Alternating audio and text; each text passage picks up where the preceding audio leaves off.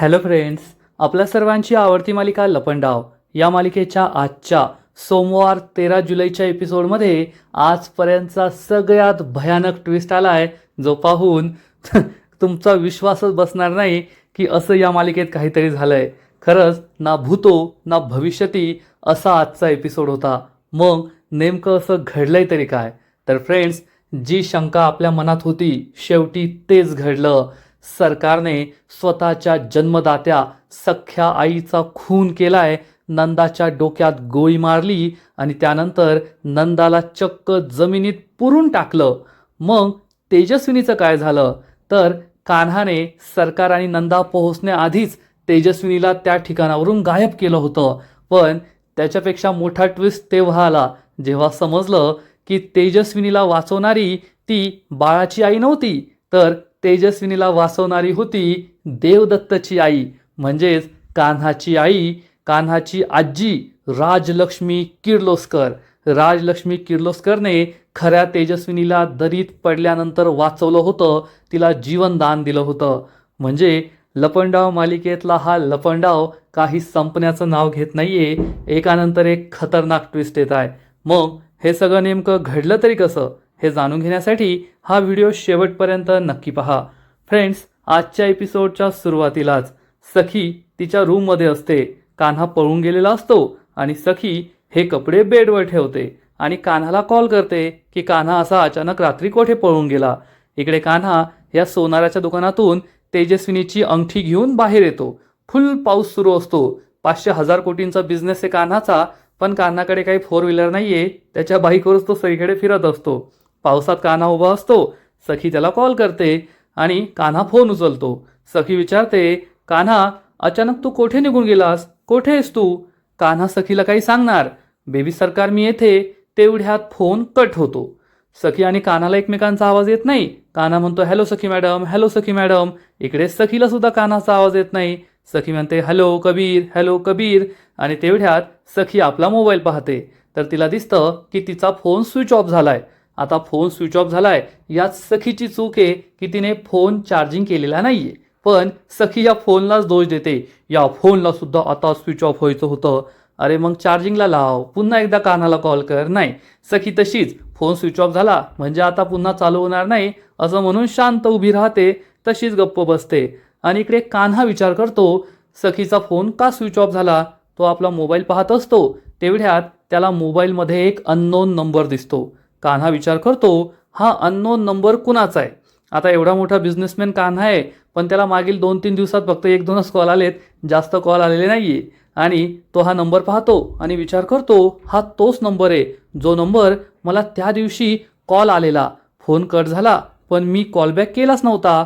हा नंबर कोणाचा असेल असा विचार कान्हा करतो आणि या नंबरवर कॉल बॅक करतो. हा फोन तर त्या बाळाच्या आईचा असतो, पण त्यावेळेस हा फोन तेथे बेडवर ठेवलाय आणि तेजस्विनी तेथेच असते. बाळाची आई तेथे नसते. त्यामुळे तेजस्विनी फोन उचलते आणि कान्हा हॅलो म्हणणार त्याआधीच तेजस्विनी म्हणते हॅलो. आणि हे ऐकताच कान्हाला जबर धक्का बसतो. कान्हा लगेच तेजस्विनीचा आवाज ओळखतो आणि विचार करतो अरे देवा, हा तर तेजस्विनीचा आवाज आहे. आणि इकडे तेजस्विनी पुन्हा विचारते हॅलो कोण बोलतंय. आणि कान्हाला 100% गॅरंटी होते की हा तेजस्विनीचाच आवाज आहे. तेजस्विनी कामच जिवंत आहेत. आणि तेवढ्यात या बाळाची आई परत येते आणि तेजस्विनी तिला म्हणते सॉरी बरं, तुझं बाळ झोपत होतं ना म्हणून मी कॉल उचलला. मग ही बाई फोन घेते आणि बोलते हॅलो. पण कान्हाला जे समजायचं ते समजलेलं असतं, त्यामुळे कान्हा फोन कट करतो. आणि इकडे सरकार ही नंदाला घेऊन गाडीत बसते. सरकारने अजूनही तिच्या डोक्याला बंदूक लावलेली असते आणि नंदा खूप घाबरलेली असते. आज आपलं काही खरं नाही हे नंदाला माहीत असतं. आणि मग सरकार गाडी सुरू करते आणि नंदाने तेजस्विनीला जेथे पाहिलंय तेथे ती नंदाला आपल्याबरोबर घेऊन जाते. सरकार आणि नंदा त्याच दिशेने जात असतात जेथे खरी तेजस्विनी आहे. आणि आता कान्हाला सुद्धा कळलंय की तेजस्विनी जिवंत आहे, त्यामुळे कान्हा सुद्धा त्याच दिशेने जात असतो. कान्हा हा मोटरसायकलवर तेजस्विनीच्या अड्ड्यावर निघतो आणि इकडे सरकार आणि नंदा सुद्धा आपल्या गाडीने तेथेच जात असतात. सरकार गाडी एका हाताने चालवत असते आणि नंदावर बंदूक तिने ताणलेली असते. नंदा खूप घाबरलेली असते आणि इकडे कान्हा भर पावसात आपल्या बुलेटवर या तेजस्विनीच्या अड्ड्यावर जायला निघालेला असतो. म्हणजे हा लपंडाव खूप भारी आहे. फ्रेंड्स, खरंच लपंडावसारखी मालिका सध्या कोणत्याच वाहिनीवर सुरू नाही आहे. एक से बडकर एक ट्विस्ट या मालिकेत आहे. आता ही जी रेस सुरू आहे की सरकार आणि नंदा ही तेजस्विनीपर्यंत आधी पोहोचते की मग कान्हा हा तेजस्विनीपर्यंत आधी पोहोचतो, ही पाहायला खूप मजा येते. आजचा एपिसोड म्हणजे लपंडाव मालिकेच्या इतिहासातला सगळ्यात भारी एपिसोड आहे. खरी तेजस्विनी जेव्हा सरकारच्या बर्थडे पार्टीत आली होती ना, त्यापेक्षा सुद्धा भारी एपिसोड, यात शंका नाही. आणि नंदा ही रडवेली झालेली असते.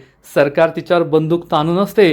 नंदा म्हणते, ए ती बंदूक कर ना बाजूला, ते खेळणं बाजूला कर. आणि सरकार तिची इच्छा ऐकते आणि हे खेळणं बाजूला करते. त्यानंतर नंदाच्या समोर जो ग्लोव्ज बॉक्स असतो त्या बॉक्समध्ये ही बंदूक ठेवून देते. नंदा हे सगळं पाहत असते आणि मग सरकार गाडी चालवत असते. नंदा तिला रस्ता सांगत असते आणि इकडे कान्हा सुद्धा अतिप्रचंड वेगाने तेजस्विनीच्या अड्ड्यावर जायला निघालेला असतो. आणि इकडे तेजस्विनी आणि ती बाळाची आई फोनवर कोणचा आवाज येत नाही, त्यामुळे फोन कट करते आणि तेवढ्यात बाळाच्या रडण्याचा पुन्हा एकदा आवाज येतो. ही बाळाची आई खूप कंटाळलेली असते आणि म्हणते, आत्ताच तर त्याला झोपवलं होतं, एवढ्या लवकर कसं काय उठला? हा काय मला आज रात्रभर झोपू देणार नाहीये. तर तेजस्विनी तिला समजावून सांगते, अगं असं नाहीये, बाळाला झोप येत नसेल, 2 मिनिटं डोळा लागला पुन्हा उघडला, त्याला मोकळ्या हवेत घेऊन जा, मग तो शांत झोपेल. या बाळाच्या आईला खूप आनंद होतो. ती म्हणते, ताई तुला सगळंच कसं माहिती आहे का?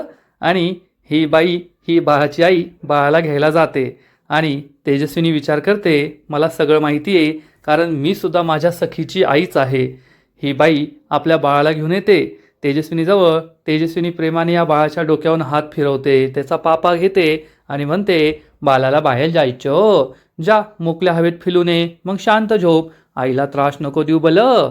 आणि हे बाळसुद्धा खूप क्यूट असतं.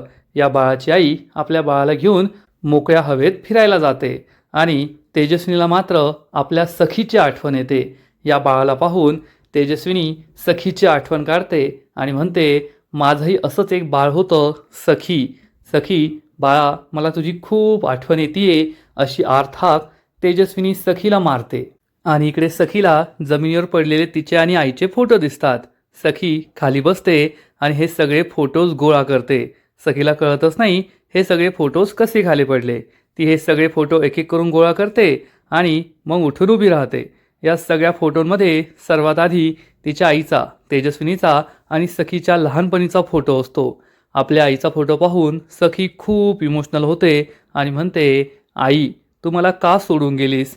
सखी रडू लागते आणि इकडे सखीची आई तेजस्विनीसुद्धा सखीचाच विचार करत असते आणि म्हणते, मला सुद्धा कळायचं की माझं सखी बाळ का रडतंय. हळूहळू तर मला एवढी सवय झाली होती आणि मला अचूक कळायचं की सखी काय केल्यावर शांत होईल, आणि मला तर ती एक क्षण रडलेलंही सहन होत नव्हती. तिला कसं आणि कधी लवकर शांत करू असं मला व्हायचं. आणि इकडे सखी आईच्या फोटोकडे पाहून रडत असते आणि म्हणते, आई तू मला का सोडून गेलीस आणि आयुष्यभराच्या ऋणात तू मला बांधून ठेवलंयस. मला तू सोडून गेलीस, पण मला तू हवी आहे, मला तुझं प्रेम हवं आहे. मला तू माझ्यापासून दूर गेली आहे हे सहनच होत नाही आहे. सखी खूप इमोशनल होते आणि इकडे तेजस्विनी म्हणते, सखी बाळा मला तुला भेटायचं आहे. तुला जे आईचं प्रेम नाही मिळालं ते आईचं प्रेम द्यायचं आहे, पण आता ते शक्य नाही आहे. मी जर तुझ्या जवळही आले तर ती मनस्विनी मला आणि तुला, आपल्याला दोघांना संपवून टाकेल. एक वेळेस मी तुझ्यापासून दूर आहे, पण तू सुखरूप आहेस हेच माझ्यासाठी खूप आहे. एका आईला काय हवं असतं? आपलं बाळ हे सुखरूप आहे एवढंच हवं असतं. आणि जर मी तुझ्यापासून दूर राहण्यातच तू सुखरूप राहणार असशील तर मी तुझ्यापासून दूर राहायला तयार आहे. असा विचार करून तेजस्विनी खूप इमोशनल होते. आणि इकडे सखी ही आईच्या फोटोकडे पाहून म्हणते, आई तू मला खूप लवकर सोडून गेलीस. या जन्मात तर मला तुझं प्रेम नाही मिळालं, पण मी देवाला सांगणार आहे की पुढच्या जन्मात मी नाही तर तू माझ्या पोटी जन्माला यावं आणि तेव्हा मी तुला माझ्यापासून दूर होऊ देणार नाही. या जन्मात जेवढं प्रेम तू मला दिलंय त्यापेक्षा जास्त प्रेम मी तुला देईल, आणि या जन्मात मी तुझे जे ऋण फेडू शकले नाही ते ऋण मी पुढच्या जन्मात नक्की फेडेल. असं म्हणत सखी ढसाढसा रडू लागते. सखी खूप इमोशनल झालेली असते. तसं तर सखी या जन्मासाठी सुद्धा प्रार्थना करू शकते. आता सखीला असं वाटतंय की तिची आई जिवंत नाहीये आणि अजून सखी आई व्हायची आहे. मग सखी अशीही प्रार्थना करू शकते की या जन्मातच माझी आई माझ्या पोटी येऊ दे. पण सखी पुढच्या जन्माचा काय विचार करतेय तिचं तिला माहीत. पण या भावनेने मात्र सखी खुश झालेली असते की तिची आई तिच्याच पोटी जन्माला येणार आणि ती आपल्या आईची आई बनेल. साईबाबा नक्कीच माझी ही इच्छा पूर्ण करतील असं सखीला वाटत असतं. तू माझी मुलगी झाल्यानंतर मी तुझे खूप लाड करेल. तुला कधी कोणता त्रास होऊ देणार नाही. तुला कधीच माझ्यापासून दूर जाऊ देणार नाही असा विचार करून सखी खूप खुश होते. तिच्या डोळ्यात पाणी असतं. ती इमोशनल झालेली असते. आणि इकडे कान्हा भर पावसात सखीच्या आईला वाचवण्यासाठी जीवाचं रान करत असतो. सरकारच्या हातून तिला वाचवण्यासाठी लवकरात लवकर आपल्याला तेजस्विनीच्या घरापर्यंत पोहोचायचं आहे असा प्लॅन कान्हाचा असतो. आणि हाच प्लॅन तेजस्विनीला मारण्याचा सरकार आणि नंदाचा सुद्धा असतो. या दोघीसुद्धा तेजस्विनीच्या दिशेनेच धावत असतात. आता ही शर्यत सुरू आहे आणि जो कोणी ही शर्यत जिंकेल त्यानुसार तेजस्विनीचं आयुष्य ठरणार आहे. जर ही शर्यत सरकारने जिंकली, सरकार आधी पोहोचली तर तेजस्विनी मरणार. आणि ही शर्यत जर कान्हाने जिंकली तर तेजस्विनी जगणार आणि सरकार मरणार एवढं मात्र नक्की.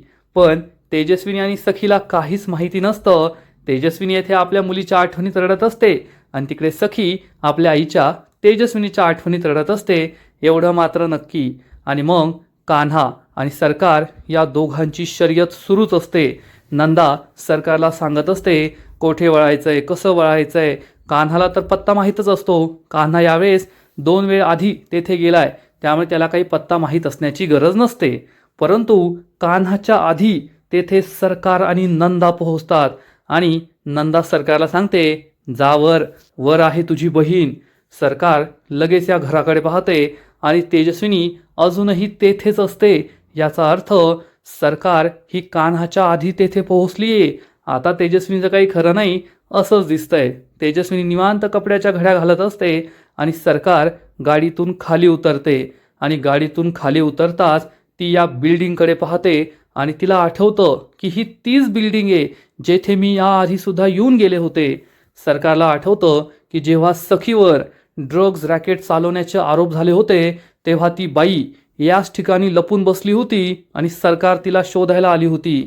आणि तेव्हा सुद्धा येथे आपल्या ओळखीचं कुणीतरी आहे असा भ्रम सरकारला झाला होता हे सरकारला आठवतं. नंदा गाडीतच बसलेली असते, खूप घाबरलेली असते. सरकार गाडीतून खाली उतरते आणि तेजस्विनीला शोधण्यासाठी आतमध्ये निघून जाते.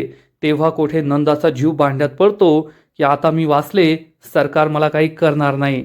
सरकार या भूत बंगल्यामध्ये आतमध्ये जात असते. बॅकग्राऊंडमध्ये सरकारचं संगीत सुरू असतं.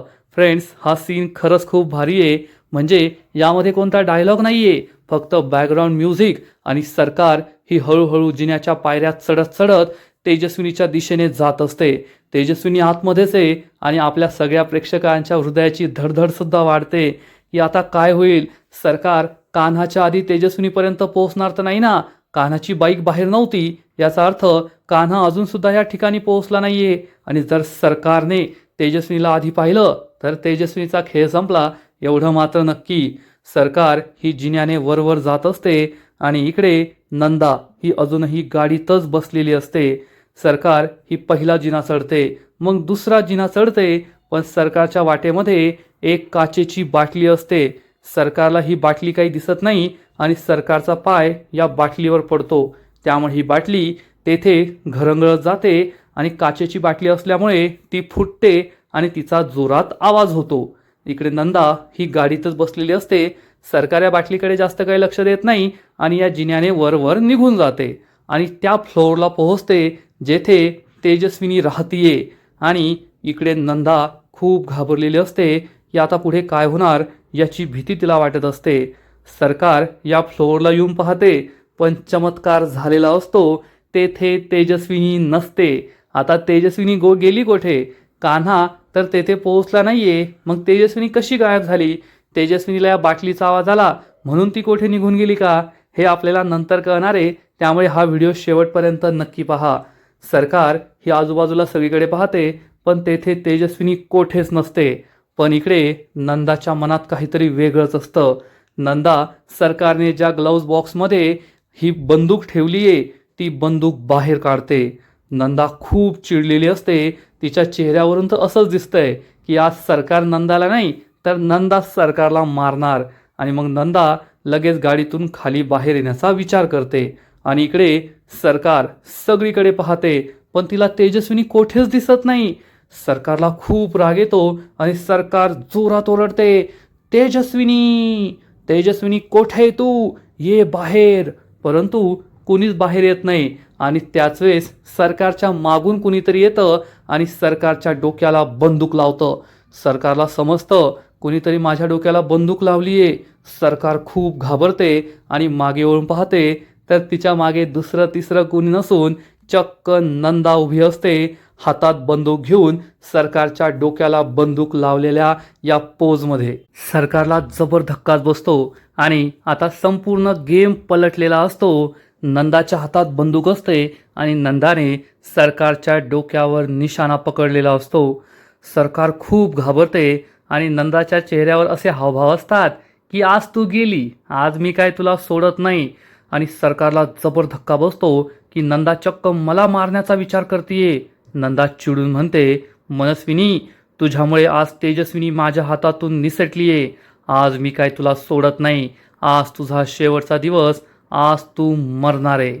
आणि मग नंदा आपल्या दोन्ही हातांनी बंदूक पकडते. सरकारला समजतं आज माझा खेळ संपला. आणि तेवढ्यात नंदा चक्क बंदुकीचा ट्रिगर दाबते. म्हणजे तिला सरकारला मारायचंच होतं. ती एकदा बंदुकीचा ट्रिगर दाबते, पण गोळी काही बाहेर पडत नाही. सरकार घाबरते. या बंदुकीमध्ये गोळ्या नसतात. पहिल्यांदा ट्रिगर दाबल्यावर बंदुकीतून गोळी निघाली नाही. त्यामुळे नंदा एकानंतर एक 1, 2, 3, 4, 5, 6 अनेक वेळेस ट्रिगर दाबते, पण या बंदुकीत गोळ्याच नसतात. कारण सरकारने काही कच्च्या गोळ्या नाही खेळलेल्या. सरकार खूप हुशार आहे. सरकारने आधीच या बंदुकीतल्या गोळ्या काढून ठेवल्या होत्या. नंदाला जबर धक्का बसतो. नंदाला समजतं मी फसलीये, पळून गेले असते तर बरं झालं असतं. नंदा रडू लागते आणि मग सरकार तिच्याकडे पाहून हसते आणि सरकारने तिच्या कमरेला एक बंदूक लावलेली असते. ती बंदूक सरकार आपल्या हातात घेते आणि चक्क नंदाच्या डोक्याला लावते. नंदाला जबर धक्का बसतो आणि सरकार चिडून म्हणते, जर एकसारख्या दिसणाऱ्या 2 मुली असू शकतात, मनस्विनी आणि तेजस्विनी, मग एकसारख्या दिसणाऱ्या 2 बंदुकी का असू शकत नाही. नंदा खूप घाबरते आणि रडू लागते. म्हणते, मी तुझी आई आहे, मी तुझी आई आहे, मला मारू नको, मला मारू नको. पण सरकार म्हणते, तू मला मारायला निघालीस आणि मी तुला मारणार नाही, असं कसं होईल. आज तू बंदुकीचा ट्रिगर दाबला, तू बेईमानी केलीस, माझा जीव घेण्याचा प्रयत्न केला आणि मला सुद्धा तुझा प्रामाणिकपणा पाहायचा होता. मी माझ्या ड्रॉवरमध्ये तीच बंदूक ठेवली होती ज्या बंदुकीत गोळ्या नव्हत्या. मला पाहायचं होतं तू मला डबल क्रॉस करतेस का. आणि शेवटी मला तुझा प्रामाणिकपणा कळला. नंदा ढसाढसा रडू लागते. मनस्विनी, मी तुझी आई आहे, माफ कर मला, नको मारू मला, असं करू नकोस. पण सरकारला काही रिश्ते नाते काही नाही आहे. सरकारला फक्त पैसा, संपत्ती आणि सत्ता या गोष्टी हव्या आहेत. आणि मग ते घडतं जे कदाचित मराठी मालिका विश्वाच्या इतिहासात आजपर्यंत कधीच घडलं नव्हतं. सरकार चक्क आपल्या जन्मदात्या आईला, आपल्या जन्मदात्या आईच्या डोक्यात गोळी मारते आणि तिचा खून करते, तिला मारून टाकते. फ्रेंड्स, हा सीन खरंच खूप भयानक आहे. आजपर्यंत असा सीन कधीच कोणत्या मालिकेत दाखवला गेला नसेल.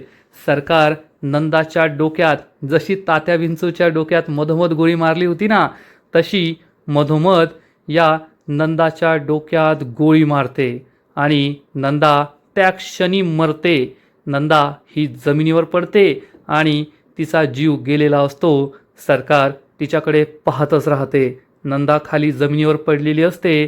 सरकारने तिचा खून केलाय आणि मग सरकार तिच्या शेजारी बसते. मस्त असं चेहऱ्यावर हात ठेवते आणि म्हणते, एड्याची जत्रा शेवटी मेलीच.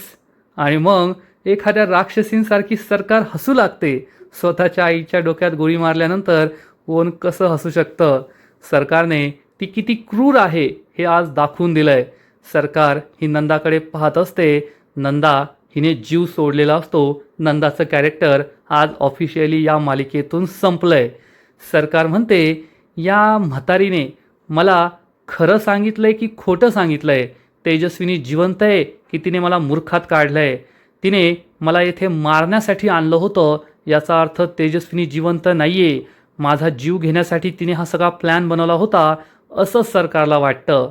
म्हणजे आजच्या एपिसोडमधला हा सगळ्यात मोठा धमाका आहे, जेव्हा सरकारने स्वतःच्या आईचा, नंदाचा खून केलाय. पण त्यापेक्षा मोठा धमाका अजून बाकी आहे. खरी तेजस्विनी कुठे? खरी तेजस्विनी ही एके ठिकाणी असते आणि तेथे येतो आपला कान्हा. कान्हा हा तेजस्विनीकडे पाहतो, तेजस्विनी कान्हाकडे पाहते आणि मग या दोघांना थोडा वेळ आधी काय घडलं होतं ते आठवतं. सरकार तेजस्विनीच्या या ठिकाणी येण्याच्या आधी कान्हा तेथे पोहोचला होता आणि तेजस्विनी कपड्यांच्या घड्या घालत होती. ती पाठमोरी होती, त्यामुळे कान्हासुद्धा तिचा चेहरा दिसला नाही आणि तिलाही कळलं नाही की कान्हा येतोय. मग कान्हा हळूहळू पुढे येतो. हीच तेजस्विनी आहे हे त्याला समजलेलं असतं आणि मग कान्हा हा तेजस्विनीच्या खूप जवळ येतो, एकदम समांतर. पण तोपर्यंत सुद्धा तेजस्विनीला कळलेलं नसतं की कान्हा येथे आलाय. आणि मग कान्हा आवाज देतो तिला, तेजस्विनी कामत. आणि हे नाव ऐकताच तेजस्विनीला जबर धक्का बसतो. तेजस्विनी क्षणभर स्तब्ध होते आणि मग बाजूला वळून पाहते तर कान्हा तिच्या समोर उभा असतो. कान्हा सुद्धा तेजस्विनीचा चेहरा पाहतो आणि तेजस्विनी जिवंत आहे, सुखरूप आहे हे पाहून कान्हाला जबर धक्का बसतो. कान्हा आणि तेजस्विनी एकमेकांकडे पाहतच असतात आणि त्याच वेळेस सरकार ही जिन्यावरून वर येत असते आणि तिचा पाय या बाटलीवर पडतो आणि ही काचेची बाटली जिन्यावरून खाली पडून फुटते. हे कान्हा आणि तेजस्विनी ऐकतात. म्हणजे जर सरकारचा पाय या बाटलीवर पडला नसता तर कदाचित आज कान्हा आणि तेजस्विनी ढगात असते आणि नंदा जिवंत असती. पण या बाटलीचा फुटण्याचा आवाज ऐकून कान्हा खूप घाबरतो आणि म्हणतो, चला माझ्याबरोबर.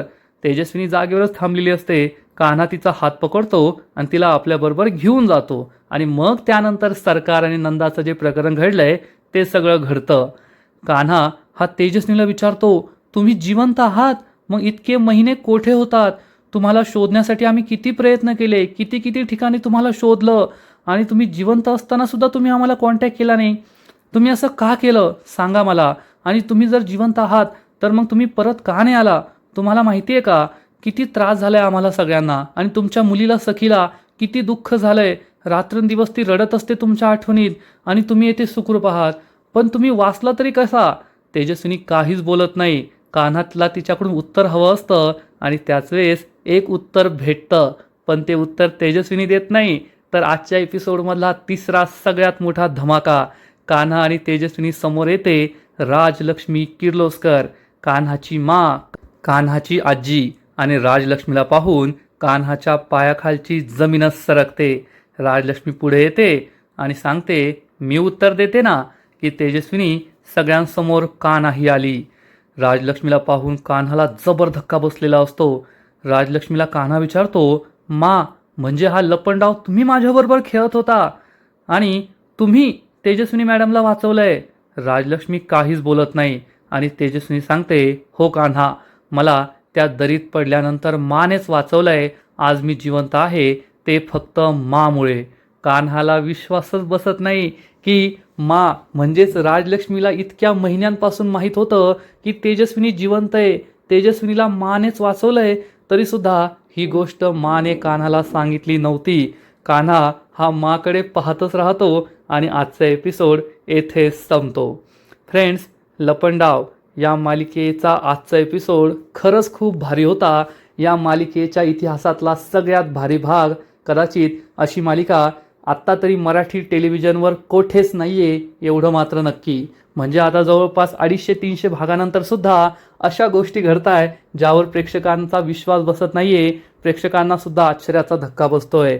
माने तेजस्विनीला वाचवणं, खरंच याचा विचार आपण कुणी केलाच नव्हता. इतके दिवस आपल्याला या गोष्टी ऐकायला येत होत्या की मा सकाळी सकाळी कुठेतरी निघून जाते, मा कुठे जाते ते माहीत नाही आहे, कान्हालाही माहीत नव्हतं.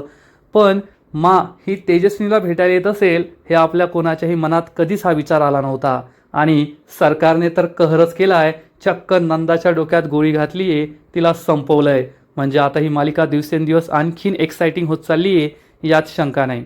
फ्रेंड्स, लपंडाव मालिकेचा आजचा एपिसोड तर भारी होता, पण पुढील एपिसोड आणखीन भारी असणार आहे. आणखीन मोठा ट्विस्ट त्या मालिकेत येणार आहे.